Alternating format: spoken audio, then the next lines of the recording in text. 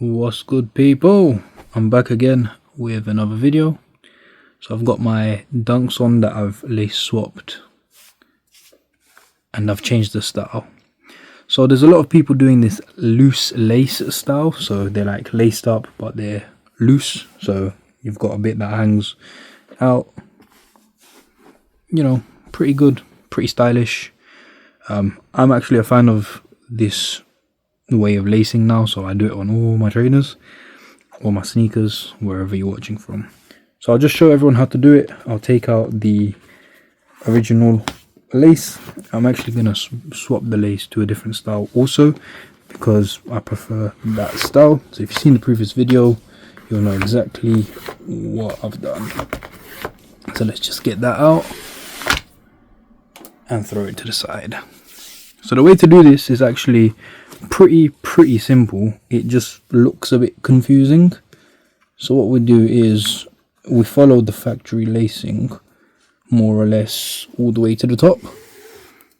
So grab your eyelets, grab the end, pull it through, twist it around if needed.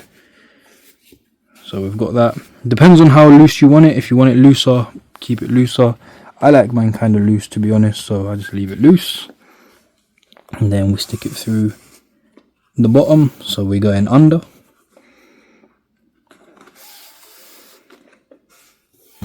And then now we'll go under again. So under over starts.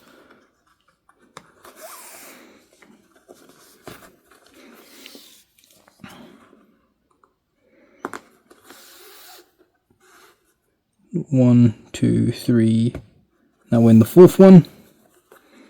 We stick it through the loop if you want to. If you don't want to, then you don't have to. It's preference. So I just usually do it, to be honest. I like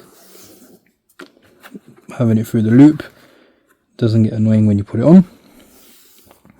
And now we are towards the end. So now we've done under over. If you can see here, the way it is, we've done under over. Then we're gonna go over under now. So we're gonna wrap it around.